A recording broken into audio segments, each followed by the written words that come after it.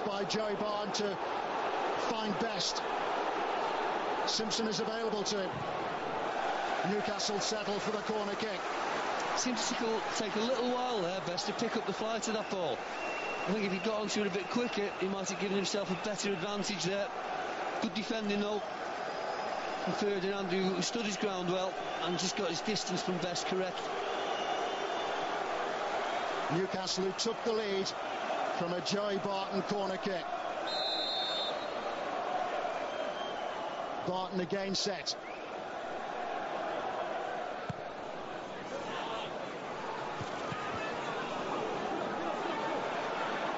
Williamson. Gutierrez, helped away by Henderson.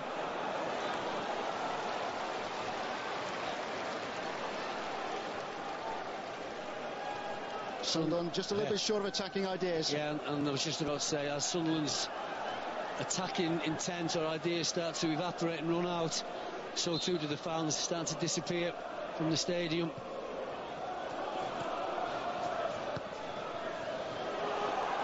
Well gathered by Gordon. Another magnificent cross by Jose Enrique. Bent on his way. Well, that's been the source of some of Sunderland's brightest moments in the second half. A good take from Gordon, quick release, and an early ball forward. They've nearly got in on a couple of occasions that way.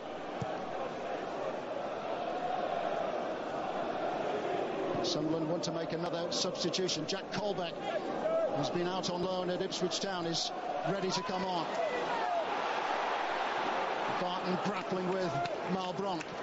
Obviously very mindful, Joey Barton, that he's been booked in the first half, and he's had a couple of free kicks given against him in the second. Really careful not to get involved with Malbronk there. Sunderland want to make a change, so to Newcastle United. Al Mohammadi is going off to be replaced by Jack Colbeck. There's a few stitches in his mouth to remember this encounter with Newcastle United. And Leon Best going off for Newcastle United. Peter Lovenkrantz coming on. Lovenkrantz making his 50th league appearance for Newcastle. Joey Barton celebrating his 50th in the Premier League. He knows all about derby fixtures, having featured so many times for Rangers against Celtic in Glasgow.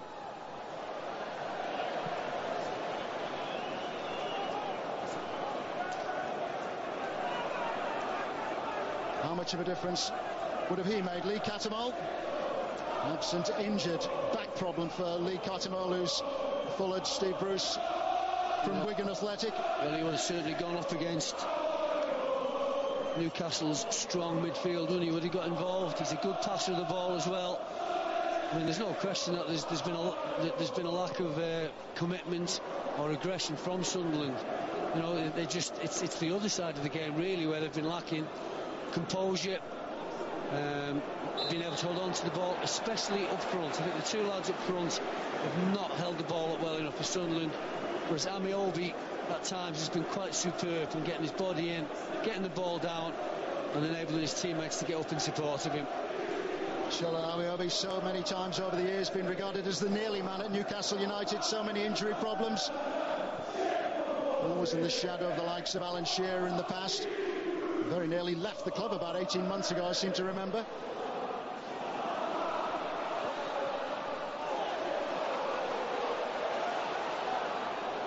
Effective work again by Williamson.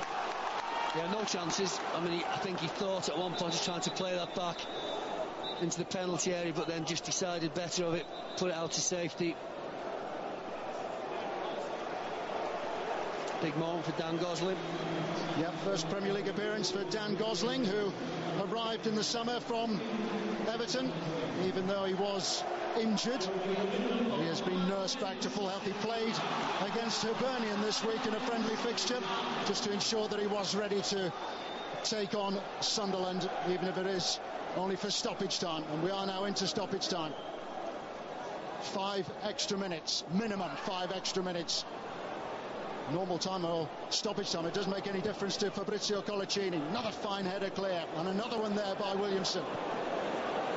There's Amiobi once again, bringing the ball out of the sky, controlling it, passing to a teammate. He's been a real good focal point for Newcastle this afternoon.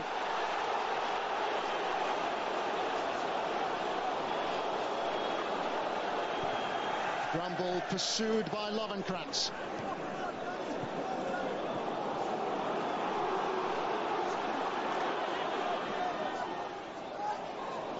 Malbranc. Zenden. Given away by Bramble. Here's Amiobi. Well, he had options available either side there. Barton was in acres, Lovenkrands was in acres, and it was a dreadful pass in the end from Amiobi.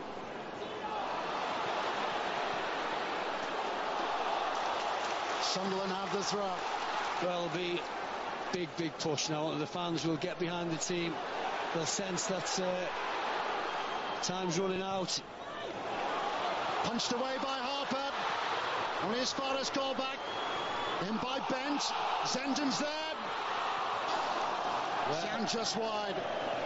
Living dangerously, Newcastle, for once. Defensively, just not quite as they would like to be. Stephen Harper flaps a little bit, doesn't get a good contact. Then a few scary moments in there as the ball's bobbling around. They've got a player that's playing everybody onside.